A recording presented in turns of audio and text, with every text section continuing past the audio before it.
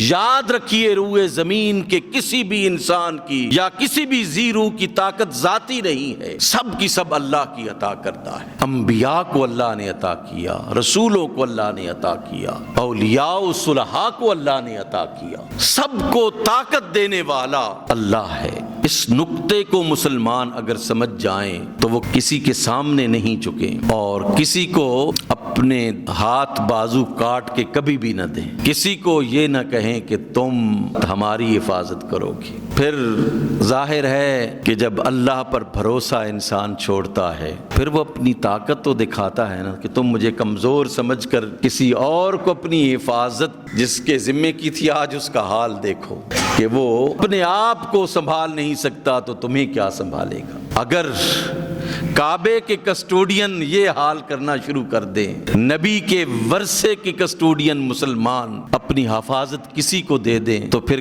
کیا اس پر یہ لازم نہیں ہو جاتا کہ وہ دکھائے کہ گھر میرا ہے، طاقت میں نے دی ہے اور تم بھروسہ کسی اور پر کر رہے ہو؟ پھر وہ دکھاتا ہے، اور جب وہ دکھاتا ہے دیکھنے کے بعد جو مانتے ہیں پھر ان پر عذاب آتا ہے۔ یاد رکھیے قرآن کا فلسفہ یہ ہے کہ اللہ کو ہم نے بن دیکھے مانا، سب نے بن دیکھے مانا ہے۔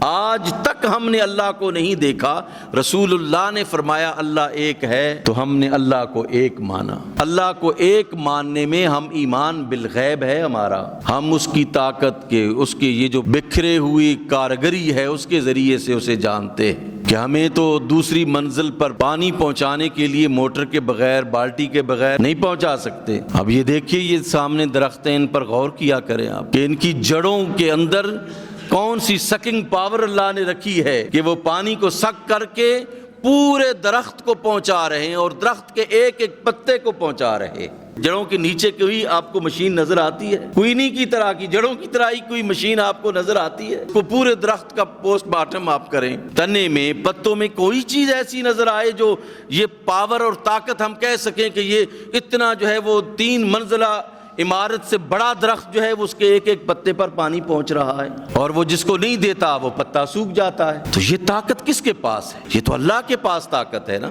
اس طاقت کو سمجھتے ہوئے انسان مسلمان جب یہ سمجھتا ہے کہ میرا سب سے بڑا محافظ اللہ کی ذات ہے تو وہ کسی دنیا کے بندے کو اپنا محافظ یا دنیا کی کسی قوم کو اپنا محافظ نہیں قرار دے گا۔ ہم نے اپنے آپ کو ذلیل و رسوا کیا۔ اللہ ظلم نہیں کرتا، ان اللہ لا یظلم مثقال ذرہ، اللہ ایک ذرے کے برابر بھی ظلم نہیں کرتا۔ ہم ہیں جو اپنے آپ پر بھی ظلم کرتے ہیں، اپنے بھائیوں پر بھی ظلم کرتے ہیں۔ ہم مجبور کرتے ہیں ذلت و رسوائی پر کمپرومائز کر کے اپنی ذات کے حوالے سے بھی، اپنے بھائیوں اور دوستوں کے حوالے سے بھی۔ اللہ نہیں چاہتا، اللہ صاحب ایمان کو عزت دینا چاہتا ہے، اور قرآن نے بالکل دو ٹوک اور واضح کہا ہے کہ عزت اللہ کی ہے، مومنوں کی ہے، اور کسی کی عزت نہیں ہے۔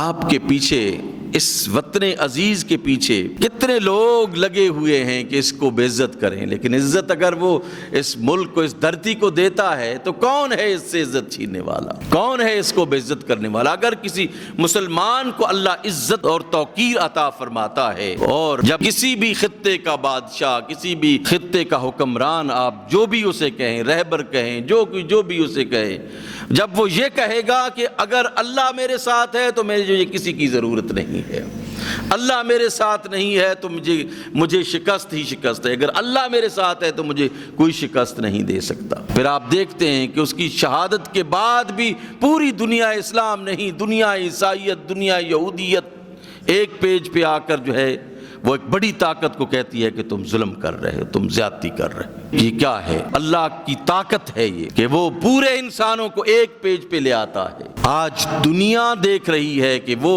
جس کو امریکہ ختم کرنا چاہتا ہے، ایٹم بم ہے اس کے پاس نہیں ہونا چاہیے، اسی کا مجبور کیا کہ تم یہاں اس کے گھر میں آ کر تم مذاکرات کرو گے، یہ اس کے ہاتھ میں ہے۔ اگر ایمان مضبوط ہے تو تم کبھی بھی رسوا نہیں ہو سکتے۔